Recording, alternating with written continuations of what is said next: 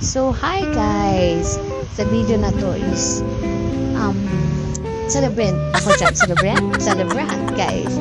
Birthday ko yan, pagkakatanda ko, and kumain kami sa taong yan. So, ayan, for dalawang na naman ang person. Siyempre yung may birthday, basta mag-vibe ka lang ng isang kasama mo. So, ayan, pinapakita ko dyan yung mga pwede nyo makuhang pagkain. Nandyan lahat yan guys.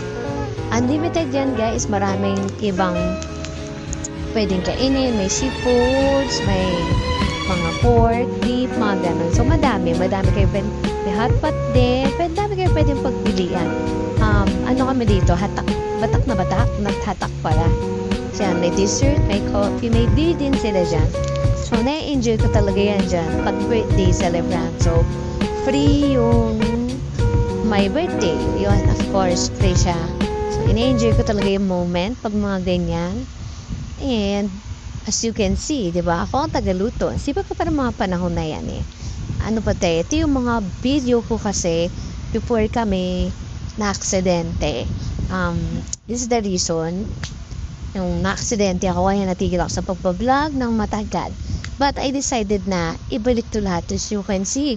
And anyway, may shrimp. Yung shrimp and pork dun. Sa ice cream, yan, kasama din yan. Unlimited din yung mga ice cream.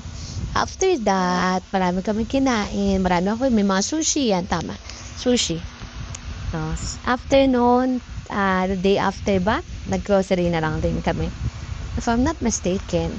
So, ayan, may pa-whole kinembro ako dyan. Pinapakita ko lahat ng mga pinamili ko.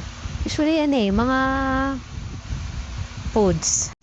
And guys, sobrang love ko talaga before yung pagbablog ng mga binilo ko sa grocery store. As in, gusto ko yan. Yung mga pinapakita ko lahat ng mga grocery ko. Yan, soft drinks, 7-Ups, Coca-Cola, condensed kasi may gagawin kami something. Everything na gusto ko talaga dyan is yung pag namimili ka. Tapos pag uwi mo, my gosh, ibablog mo siya. Ay, enjoy ko yan before. So, ayan yung iba. Kaso lately, parang hindi na. Kasi nga, sobrang naging busy na ako. And ang dami na nabago, ang dami na nangyari. Imagine, ang tagal kong hindi nag-vlog. But I decided to do it again, guys. Sorry na. Pero, ayan, diba? Masaya lang. And the next day na naman, ayan, bumili ako niyan. Ang sarap nun. Kasi yan, the night naman, naisipan ko lang gawan ang puts pa yung anak ko na enjoy niya naman. Dahil wala siyang choice. Sabi ko, puts pa kita baby. Pero mild lang. Very mild lang yung ginamit kong pang gamit sa seat niya. Kasi nga, bata pa siya eh. So, hindi siya pwede yun describe something. Pero binabad ko lang, ganon. Tapos, just as simple, you know. So, ayan, makikita naman na very dirty ang person dahil batang makulit. And another thing is ayan, meron na naman ako palang binili, pahabol version sa Pure Gold ko at nabilin. If I'm not mistaken, yan, mga pinagbibili ko. So, bilhin ako ng pabango si Ara, pabango ko, and shampoo, I guess, mga ginagamit before. Bata pa kasi si Ara nito, 2022 ba? Pero sayang kasi yung memory guys eh. Gusto ko siyang ilagay dito para kahit matanda na ang aking baby girl, mapapanood niya pa rin itong mga moments ko at mga in-upload ko sa YouTube. Tingnan niyo, nilagay ko pa yun, tissue. O, diba? Ang kabog. Diba? Sayang din naman siya. Tapos, yung pang nights, na mo na yung mga ginagamit ng babae. Mga ganyan, kaganapan. Girl, bumili pa ka ng fruits, yan, ubas. Favorite namin yan lagi talaga as in. So, dumadali talaga yung na sa time na nagtigipit. Yan, cheesecake. Sobrang love ko yan before. Ang sarap. Pero ngayon, hindi ko naabot ng iba yung lasa. I don't know Yun, mga nit. Kasi nga si Ara i-school siya niyan that time. Kaya, kasama talaga. Keso, kasi nga, nagawa kami ng cheesecake. Parang tanda ko yun. So, ayan, mga chicheria. Bad nga eh, may mga chicheria. Pero minsan lang naman, kaya, pagbigyan na lang. Mga ganapan. Favorite ko talaga yung Pasis Canton, pero nakakatakot na. Kasi nga, you know, minsan lang, diba? Happy na naman ang kiddos. Yan. Masaya talaga si baby pag mga ganyang part. So, wala akong ibang ginawa, guys, kundi i-vlog ang aking mga pinag-grocery. As in, kasi sobrang hadik talaga ako ng mga part na yan. Ang saya-saya pa ng baby ko. Super cute niya. Ang dami na sinasabi, pero minute ko na lang. Then, the next day, ayan, naggawa na si mama ng mukupandan. Kasi nga, piyesta. Marami kaming handa. Meron kaming menudo, meron kaming lumpiang toge, tapos meron kaming, yun, yung pandan. Diba, tumutulong ang very cutest na baby ko. So, ayan.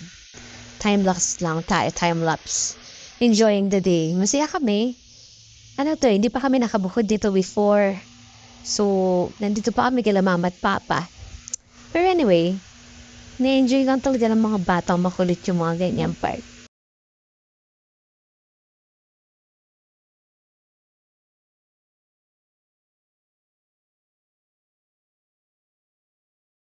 Then, ito na nga, ayan na, nagawa na namin ang puff pandan. Sobrang sarap talaga magluto ni mama.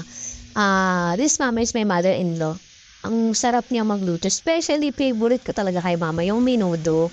Kaso ako, hindi ko talaga matandaan kung paano yung lasa na ginagawa niya. I mean, hindi ko maaral. I didn't know how to properly do lang ginagawa ni mama.